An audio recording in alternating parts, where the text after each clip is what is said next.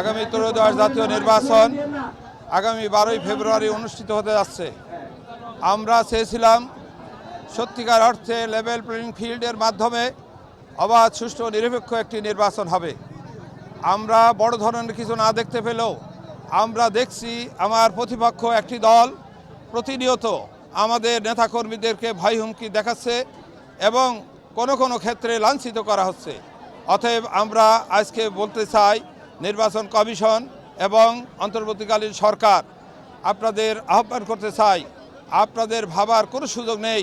যদি আগামী 12ই ফেব্রুয়ারি নির্বাচন অবাধ, সুষ্ঠু, নিরপেক্ষ নির্বাচন না হয়, তাহলে অবশ্যই পূর্ববর্তী সরকার এবং নির্বাচন কমিশনের কি হয়েছে সেটা আপনারা ভালোভাবে জানেন। সেইটা খেয়াল রেখেই আমরা চাই অতি দ্রুততার সঙ্গে যারা নির্বাচনকে বাধাগ্রস্ত করতে চায়, নির্বাচনকে প্রশ্নবিদ্ধ করতে চায়, তাদের অবিলম্বে গ্রেপ্তার করে আইনের আওতায় আনার জন্য আমি উদাত্ত আহ্বান জানাচ্ছি। সর্বোপরি সারা দেশের যে গণজোয়ার সৃষ্টি হয়েছে, মিরপুর ভেড়ামারায় যে গণজোয়ার সৃষ্টি হয়েছে, কোনো অন্য কিছু না ঘটলে ইনশাআল্লাহ বাংলাদেশ জামাত ইসলামীর পক্ষ থেকে 11 জোটের পক্ষ থেকে দাঁড়িপাল্লার বিজয় হবে ইনশাআল্লাহ। এটা দৃশ্যমান না হলেও কোনো ক্ষেত্রে লক্ষ্য করা যাচ্ছে তারা এই নির্বাচনের একটি দলের পক্ষে ভর করে চলছে, আমরা খবর পাচ্ছি। যদি এমনটা হয়, সেই ক্ষেত্রে সরকার এবং আইন প্রয়োগকারী সংস্থা, নির্বাচন কমিশন সবাইকে বলবো, যাদের কারণে দেশের মানুষ 14, 18, 24-এ নির্বাচনে অংশগ্রহণ করতে পারে নাই, ভোট দিতে পারে নাই, তারা যদি আবারও এই নির্বাচনকে প্রভাবিত করতে চায়, তাহলে দায়িত্ব অবশ্যই সরকার এবং নির্বাচন কমিশনকে নিতে হবে।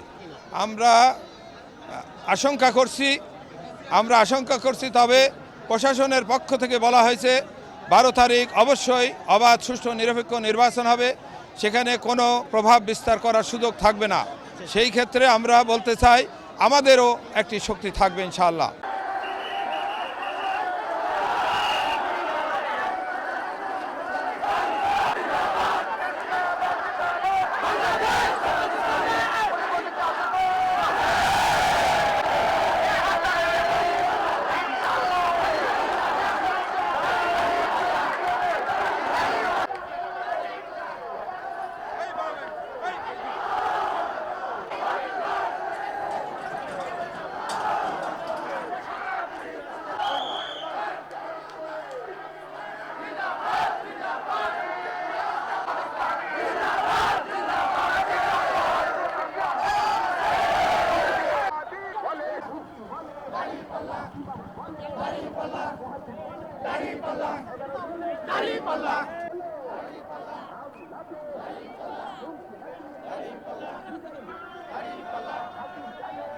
বিজয় হবে, যাচ্ছে কারা, বলছে কারা, শুনছে কারা, দেখছে কারা,